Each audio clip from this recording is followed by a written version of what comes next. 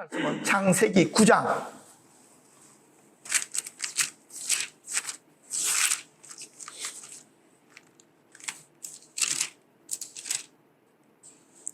1절에서부터 7절까지 한 절씩 한 절씩 교독하겠습니다.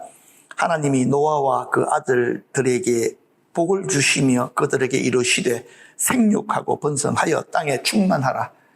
땅의 모든 짐승과 공중의 모든 새와 땅에 기는 모든 것과 바다의 모든 물고기가 너희를 두려워하며 너희를 무서워하리니 이것들은 너희의 손에 붙였음이니라. 모든 산동물은 너희의 먹을 것이 될지라. 채소같이 내가 이것을 다 너희에게 주노라. 그러나 고기를 그 생명되는 피째 먹지 말 것이니라. 내가 반드시 너희의 피, 곧 너희의 생명의 피를 찾으리니 짐승이면 그 짐승에게서, 사람이나 사람의 형제면 그에게서 그의 생명을 찾으리라. 다른 사람의 피를 흘리면 그 사람의 피도 흘릴 것이니 이는 하나님이 자기 형상대로 사람을 지으셨음이니라. 자, 같이 읽겠습니다. 너희는 생육하고 번성하며 땅에 그 중에서 번성하라 하셨더라. 아멘. 오늘 말씀은요, 새로운 세계의 시작, 이런 주제로 말씀을 드리려고 합니다. 노아 홍수가 끝나고 새로운 세계가 열렸다고 해서 노아에게 불행 끝 행복 시작이 아닙니다.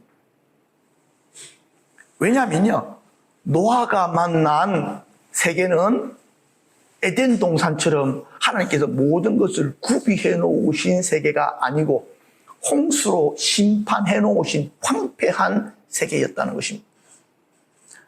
아담은 에덴 동산을 그냥 날로 이렇게 받았지만 노아는 에덴 동산을 만들어 가야 되는 과제를 받았다. 이 차이점들을 여러분들이 그렇게 이해하시면 되겠습니다. 그래서 제가 하나 깨달은 게 있어요. 뭐냐니까요. 노아 이후의 모든 시대에 하나님께서는 그 백성들에게 완성된 것을 주시려고 하지 않는다. 미완성된 것을 유업으로 주시고 그 부분을 어떻게 해가라? 완성해 나가라. 채워 나가라. 이렇게 요구하고 계심을 여러분들이 잘 깨달으시기를 바랍니다. 하나님께서 아브라함에게 약속의 땅을 주셨잖아요. 그렇죠? 예. 근데요, 이 아브라함이 약속의 땅에 도착했는데 그 땅은 여전히 남의 땅이었습니다. 맞죠? 그렇죠? 그리고 이 아브라함이 그 땅을 주시겠다는 약속을 받고는 갔지만 엄격한 의미로 아브라함은 그 땅을 받지를 못합니다. 그가 남의 땅 한 밭하고 굴을 사가지고, 그쵸? 그 밭대기 좀 하고 그 굴, 그것만 자기 이름으로 가지고 있었을 뿐입니다. 그런데요, 아브라함이 죽고 나서 약 한 420년 이후에 하나님께서 모세라는 자를 통해 가지고 모세를 통해서 이스라엘 백성들을 다시금 애굽에서 어디로요? 약속의 땅으로 돌이키십니다. 그때 하나님께서 이 모세에게 뭐라고 말씀하시느냐니까 젖과 꿀이 흐르는 땅이라고 꼬셨습니다. 그래서 그들은 완전히 믿었거든요. 근데 사실은요, 약속의 땅은 젖과 꿀이 흐르는 땅은 아닙니다. 애굽 땅이 젖과 꿀이 흐르는 땅입니다. 애굽 땅에 비하면 유대 광야는요, 산골짜기에 지나지 않고 황량한 땅에 지나지 않습니다. 그것뿐만 아니라 그 땅에는요, 아말렉 족이 자리를 잡고 있는 땅이었습니다. 그래서 그 땅을 그들이 주시겠다고 말을 했는데 가보니까 꽁으로 주시는 게 아니야. 그죠? 그래서 골짜기 하나하나 다 싸워서 얻어야 되고 산지 하나하나 다 싸워서 얻어야 했습니다. 그런데도 불구하고 하나님은 뭐라고 하셨습니까? 유대 땅과 홍산지를 내가 너희에게 주노니, 이렇게 하신 거예요. 저 같은 경우에는요, 그 말씀을 옛날에는 아무 생각 없이 읽다가 오늘 말씀을 통해서 살펴보니까, 야, 하나님께서 공수표 엄청 날리신다. 왜 그랬을까? 왜? 이것은요, 아담의 실패를 보셨기 때문입니다. 에덴 동산을 꽁으로 줬더니 아담이 이것을 지키지를 못한 거예요. 왜? 그냥 얻어놓으니까 이게 얼마나 중요한지를 모르는 거예요. 제가 이전에 울산교회 정건도 목사님의 집을 방문하게 되어졌는데요. 그 집의 벽에 보니까 이렇게 벽장에 무엇을 갖다가 진열해 놨느냐니까 목사님의 아들들이 어릴 때 가지고 놀던 장난감을 이렇게 보관해 놨더라고요. 그 아이들은 지금 다 커서 외국에 나가서 결혼해서 살고 있는데. 그래가지고 아니 왜 이것을 이렇게 모아놨습니까? 그랬더니 이제 그 목사님이 뭐라고 말씀하시니? 이렇게 말씀하시니 자기들이 미국하고 남아공항에서 유학할 때에 정말 돈이 없었답니다. 애들을 함께 키우면서 공부를 해야 되니까. 그래서 아이들이 이제 레고 비싼 것은 아니고 이제 군인들 모형들이 있는데 외국에서 그걸 하나씩 또 파나 봐. 세트로 되어져 있는 건데 하나씩 돈이 없으니까 아이들이 그렇게 용돈을 갖다가 정말 차곡차곡 모아가지고 그 놀이 세트를 갖다가 하나 사고 또 뭐서 일해가지고 조금 용돈 생기면 그거 모아서 또 하나 사고 그렇게 해서 그 세트를 다 샀다는 거예요. 그랬는데 그 아이들이 그걸 썼다가 황금처럼 여기더라는 거예요. 너무너무 귀한 것을. 그래서 그 목사님이 그 아이들이 어릴 때 너무너무 귀하게 가지고 놀던 그 물건들을 도저히 처분할 수가 없어서 지금까지 보관하고 있다 하는 것입니다. 부잣집 아이들은요, 그런 마음을 이해를 못 합니다. 왜? 그냥 백화점에 가서 저거, 그럼 덜렁 사주는 거야. 조금 가지고 놀다가, 에이, 툭 차고, 이거, 그럼 또 사다가 주는 거야. 귀한 줄 모르는 거야. 하나님께서 땀을 흘려야지 그 얻는 것이 내 것이 될 것이라고 하는 의미들이 바로 거기서 드러나는 것이. 아담은 에덴 동산을, 그 놀라운 동산을 무료로 받았어. 근데요, 그는 이렇게 생각한 거예요. 어디 당연한 거지 뭐. 은혜로 주신 것을 은혜로 받을 줄을 몰랐다. 참 이게 너무너무 중요한 거야. 아담은 은혜의 가치를 몰랐다. 그렇기 때문에 에덴 동산을 지키라고 하신 그 의미를 그는 몰랐습니다. 왜? 대가를 치르면서 얻은 것이 아니야. 그냥 받은 것. 그래서 우리들에게도 은혜에 대한 바른 인식이 필요하다. 은혜를 알면 누릴 수가 있는데 은혜를 알지 못하면 그것을 소실하게 된다. 그리고 하나님께서 주신 그것을 정말 다음에 내가 다시금 회복하려면 너무나도 힘들고 어려운 과정을 겪었어야지만이 그것을 다시금 얻게 되어진다 하는 것입니다. 고린도전서 15장 10절 다 같이 3절 보시죠. 시작. 그러나 나의 나 된 것은 하나님의 은혜로 된 것이니 내게 주신 그의 은혜가 헛되지 아니하여 내가 모든 사도보다 더 많이 수고하였으나 내가 아니요 오직 나와 함께 하신 하나님의 은혜로다. 바울은 엄청난 사역을 했잖아요. 그렇죠? 바울보다 그 놀라운 사역을 한 사역자가 없습니다. 바울로 말미암아 복음이 이방의 땅으로 나아가게 만들었고 세계 선교가 시작되어진 것입니다. 그런데 바울은 뭐라고 이야기합니까? 이 모든 것 하나님의 은혜다. 에베소서 2장 8절에도 너희가 그 은혜를 인하여 믿음으로 말미암아 구원을 얻었다. 우리가 구원을 얻기 위해서 무언가를 했기 때문에 구원을 얻는 것이 아니고요. 하나님께서 그 은혜로, 그렇죠? 우리가 믿기만 하면 하나님께서 주신 그 은혜가 우리의 것이 되도록 그렇게 행하신 것입니다. 은혜만이 모든 것을 가능하게 한다. 모든 것이 하나님의 은혜로 되어지고 있음을 이해하는 자들이 하나님께 어떻게 표현합니까? 감사함으로 표현하게 됩니다. 그리고 그 감사의 표현을 제대로 하는 사람의 믿음이 살아있는 믿음이다. 은혜가 뭔지 이해하는 믿음. 은혜를 알면 내 삶이 풍요해집니다. 은혜를 알면 내 삶이 자유로워집니다. 은혜를 알면 더 이상 이전의 것에 묶이지 않습니다.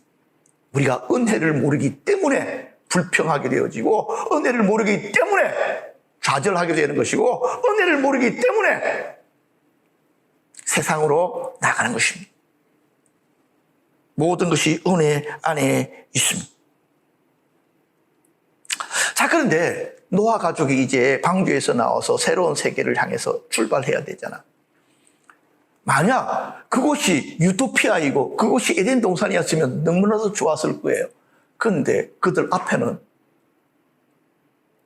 한숨만 나오는 폐허가 기다리고 있었습니다. 그들 마음 안에 두려움이 가득했을 것입니다. 불안이 가득했을 것입니다. 그렇죠? 왜?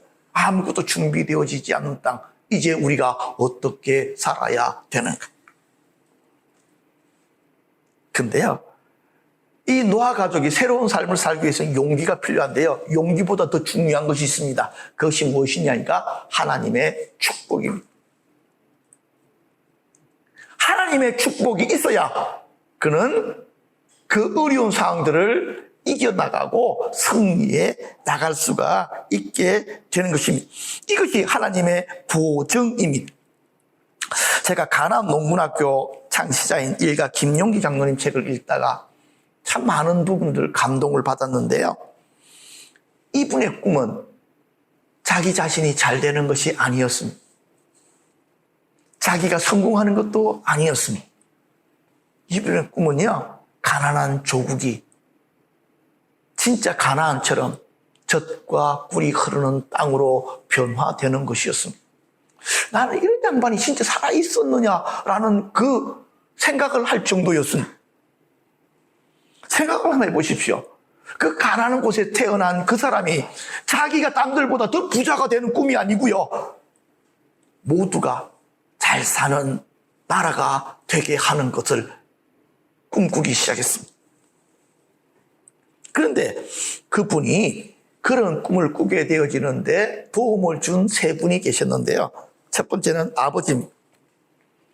그 아버지의 가르침이 뭐였느냐, 이것이었습니다. 흙과 농촌을 지키라는 말씀이었어요. 두 번째는 어머니의 가르침이었는데요. 그 어머니는 이렇게 가르치십니다. 하나님의 나라와 의를 구하라. 그리고 세 번째로는요, 스승인 몽양 여운형 선생님이었는데 민족 구원의 대도를 걸으라 하는 것이었습니다. 그래서 그는 이 세 가지를 하나로 딱 묶어서 가나안 농군학교를 만드는 것입니다. 농촌을 잘 살게 하자. 그들의 생각을 바꾸자. 그리고 이 나라 전체가 잘 사는 복민운동을 일으키자. 그래서 그는 이론만 가르친 게 아니고요, 황무지를 사가지고 실제로 그 땅을 개간하고 그곳에서부터 사람들을 가르쳐 나갔습니다.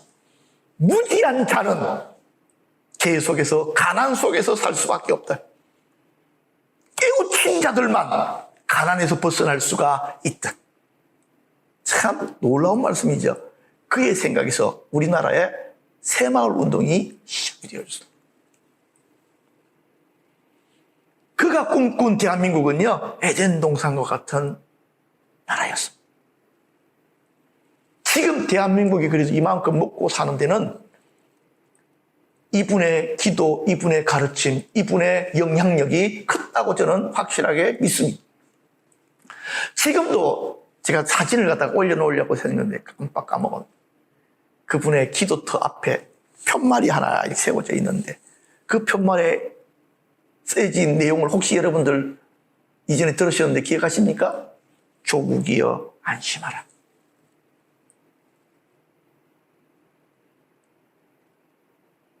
제가 그거를 읽는데요, 제 마음에 찡 하고 뭔가가 박혀왔습니다.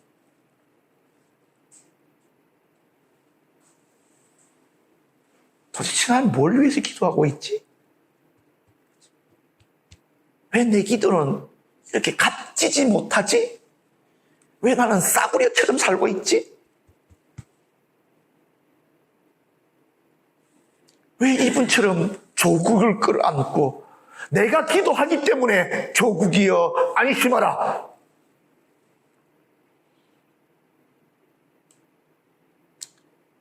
그래서 저는 이렇게 기도합니다. 하나님, 김용기 장로님의 기도 제목이 제게 전이 되게 해 주십시오. 이 나라가 하나님께서 다시 쓰리시는 에덴 동산과 같은 나라가 되게 하여 주십시오.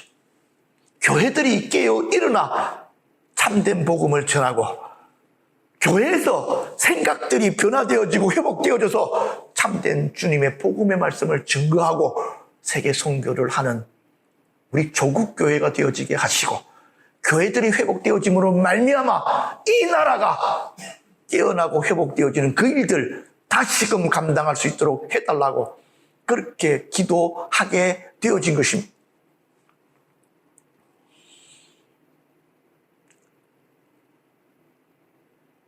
저는 노아 마음에 그런 마음이 있었을 것이다, 그렇게 상상을 해봤습니다.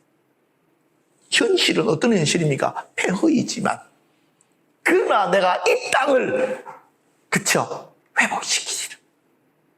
이 땅을 복되게 할 것이다. 이런 노아의 마음이 오늘 이 시간 우리들에게 그대로 부어지기를 기대합니다. 하나님께서 노아에게 주신 축복의 세 가지는요, 생육하고 번성하고 충만하라는 것. 이 세 가지가 연결되어져 있습니다. 생육해야 번성이 있고, 그렇죠? 번성이 있어야 충만함이 있는 것입니다. 그런데 이 노아에게 주신 이 축복이 확장되어져서 나타나는 부분을 보니까 성경에서는 신명기 28장의 축복과 저주 말씀 가운데 축복에 대한 말씀입니다. 거기 보니까요, 이렇게 말씀이 기록되어져 있네요. 내가 내 하나님 여호와의 말씀을 삼가 듣고 내가 오늘날 내게 명하는 그 모든 명령을 지켜 행하면 내 하나님 여호와께서 너를 세계 모든 민족 위에 뛰어나게 하실 것이라. 내가 내 하나님 여호와의 말씀을 순종하면 이 모든 복이 내게 임하여 내게 미치리니 성읍에서도 복을 받고 들에서도 복을 받을 것이며 내 몸의 소생과 내 토지의 소산과 내 짐승의 새끼와 우양의 새끼가 복을 받을 것이며 내 광주리와 떡반죽 그릇이 복수를 받을 것이며 내가 들어와도 복을 받고 나가도 복을 받을 것이다.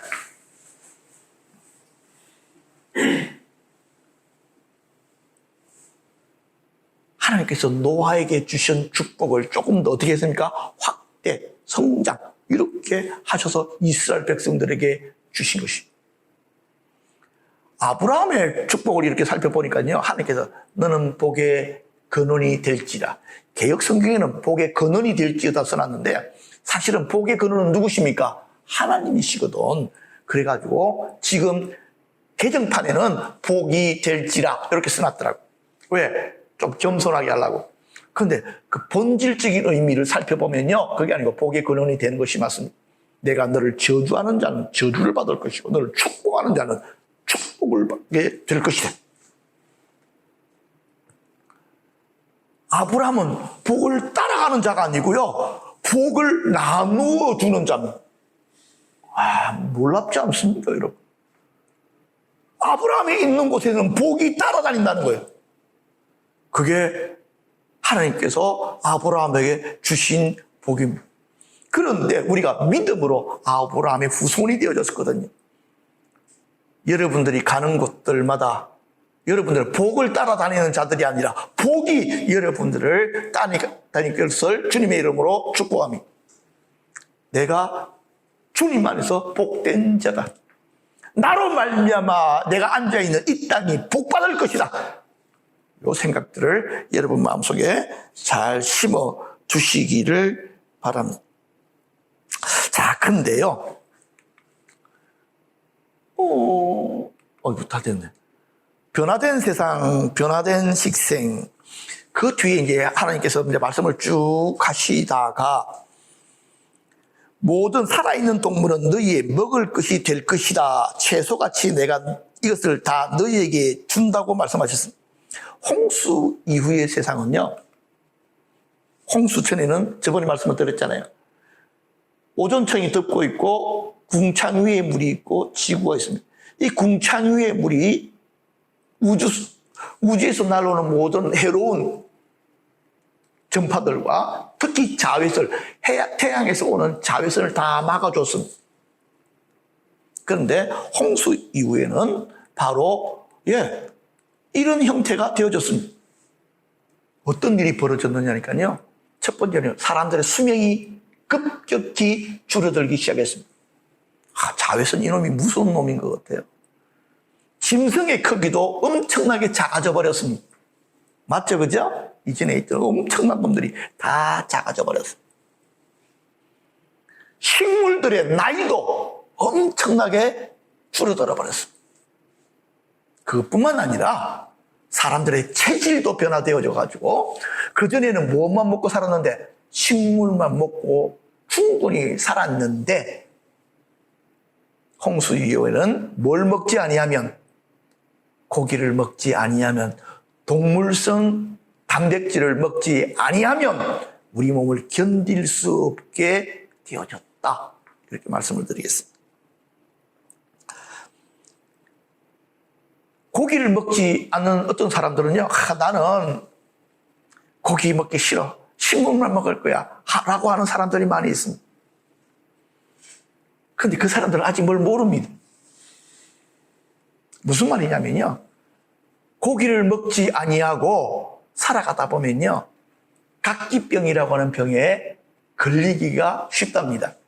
그 이전에 절에서 수도하는 스님들이 자주 걸리는 질병이 각기병이었습니다. 이 각기병이라고 하는 것은요. 그 의미가 참 재밌습니다. 나는 할 수 없어. 나는 할 수 없어. 라는 뜻이 각기병의 어원입니다. 무슨 말이냐니까 고기를 먹지 아니하면 사람들이 무기력해진다. 심리적으로 무기력해질 뿐만 아니라 육체적으로 문제들이 생기기 시작합니다. 그래서 절에서는 고기를 먹지 않는 대신에 1년에 한 번씩 사고를 푹 고아가지고 기름은 싹 걸러내고 맑은 물을 그들이 마시는 날이 있습니다. 왜? 곡식, 그걸로만, 식물로만 채울 수 없는 영역이 있더라는 것입니다.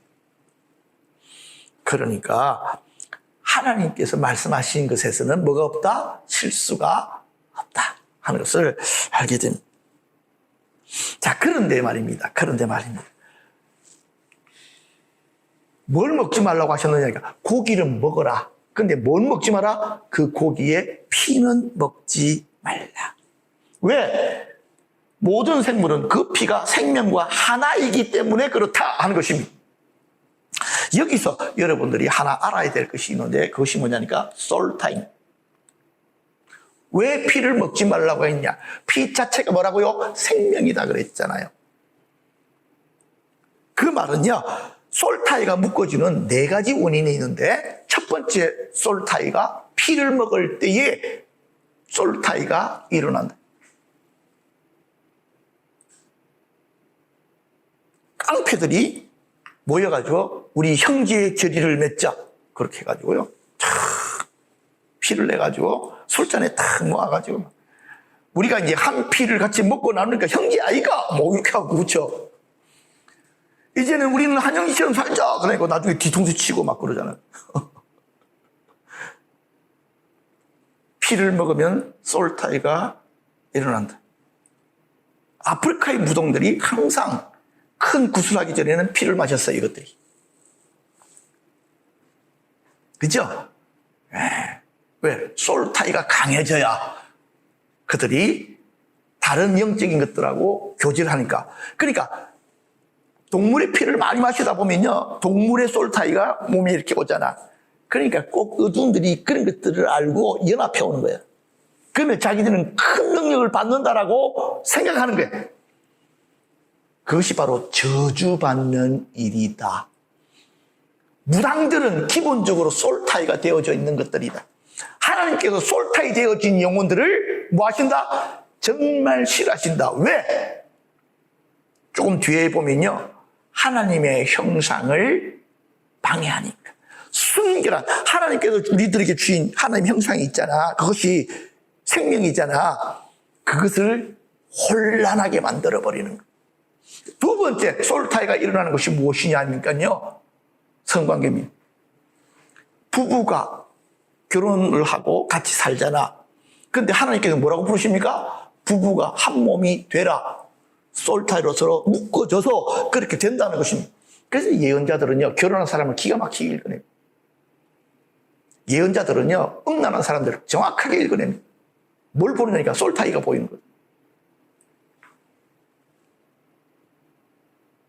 아무리 깨끗하게 씻고 아무리 명품 옷을 입고 다녀도 눈이 열린 사람들이 보면 아이고 저거 더러운 것 딱 그런다고.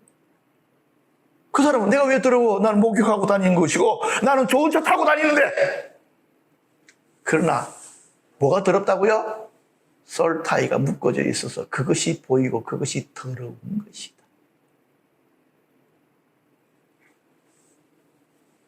그래서 보면요, 꼭 끼리끼리 놀아.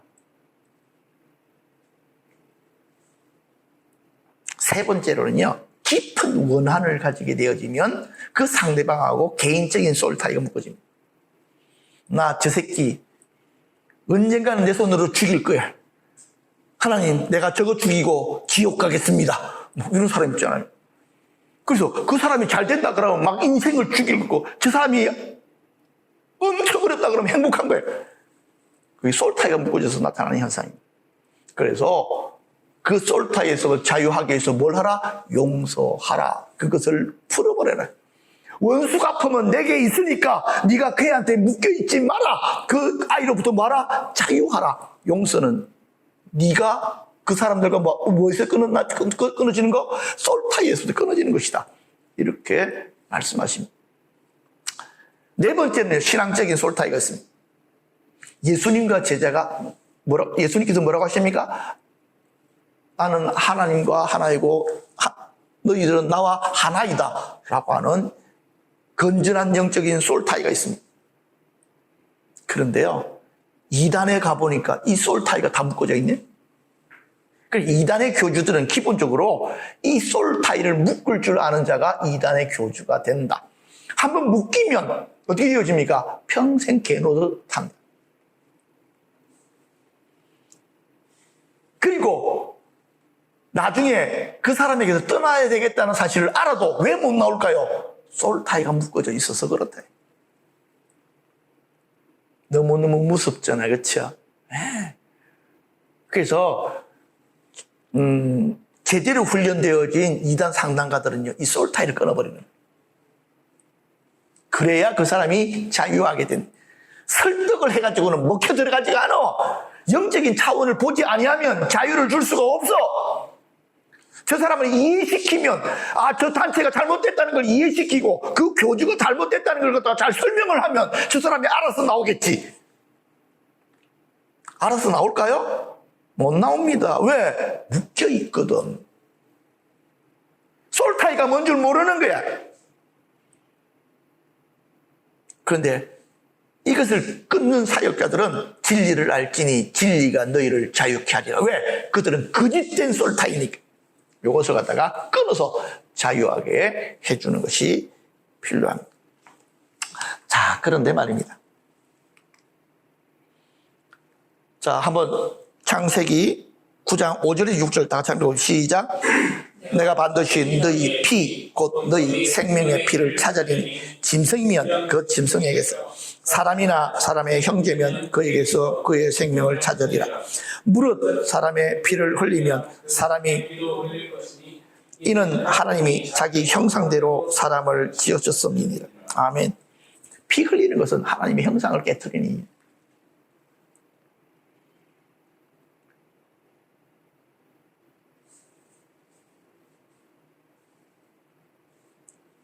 요 말씀 때문에 제가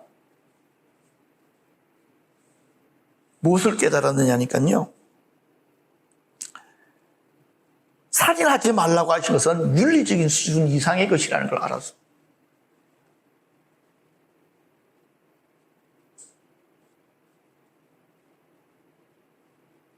그렇기 때문에 우리들이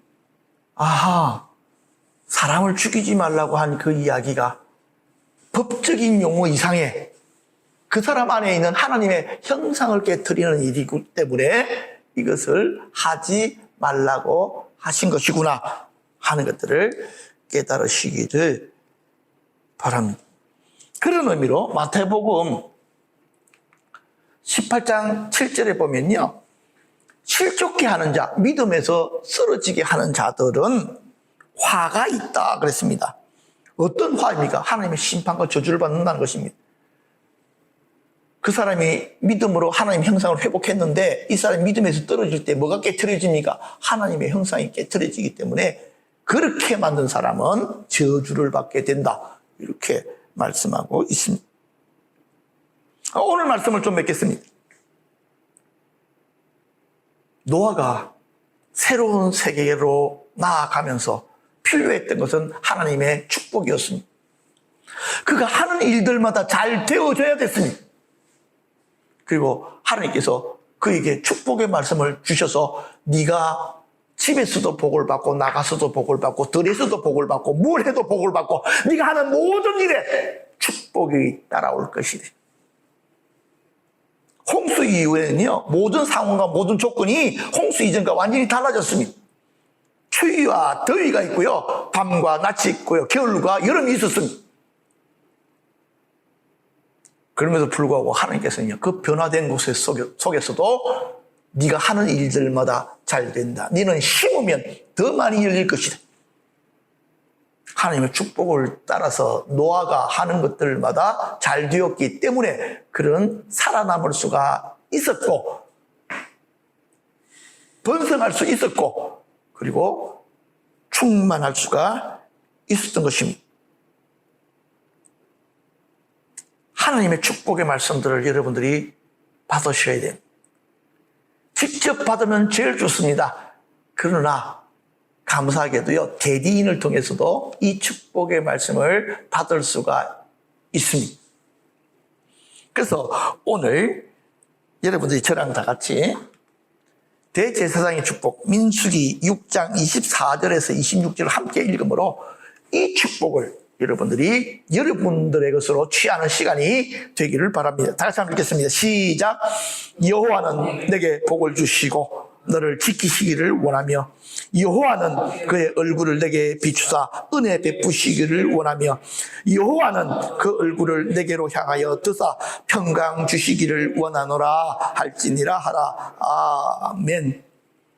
오늘 이 예배를 통해서 하나님께서 주시는 노아에게 주셨던 그 축복이 이 예배를 참여한 여러분들에게 임하게 됩니다. 그리고 그것이 임하고 있습니다. 여러분들이 새로운 일들을 시작할 때마다 그 축복이 여러분들의 삶에 정직하게 나타나게 될 것입니다. 여러분들은 승리하는 자가 될 것이고 여러분들은 뿌린 것보다 더 많은 것을 거두는 자가 될 것입니다. 새로운 일들을 능히 감당하는 자들이 될 것입니다. 조금 더 넓게 보십시오. 김용기 장로님처럼 정말 크게 보십시오. 그리고 이 땅에 하나님의 나라가 임하는 것들을 위하여 여러분들이 기도하고 선포하며 나아가십시오. 그리고 여러분들이 사람 낚는 업으로 부르심을 받았는데 여러분들이 그 일들이 여러분 삶들을 통해서 나타날 것을 스스로 믿고 선포하고 하나님 내가 물고기 만나게 해주십시오. 나를 통해서 하나님 경험하는 자들이 있게 하여 주십시오. 그렇게 열어나가시기를 주님의 이름으로 축복합니다. 그 놀라운 일들이 여러분들 삶에 더 많아지게 될 것입니다. 이 시간 우리가 다 마무리함으로요. 1월 1일 있을 생명의 샘 새 생명 세미나를 위해서 한번 기도하십시다. 그때 하나님께서 새로운 일들을 새로운 해가 시작되어질 때 노아에게 부으셨던 하나님의 놀라운 축복이 생육하고 번성하고 충만하라고 하신 그 복이 생명의 샘교회가 그대로 임하며 그 부르심을 따라서 많은 사람들이 하나님 교회로 이끌려오는 그 시작점이 될 수 있도록 다 같이 한번 기도할 수 있도록 하겠습니다.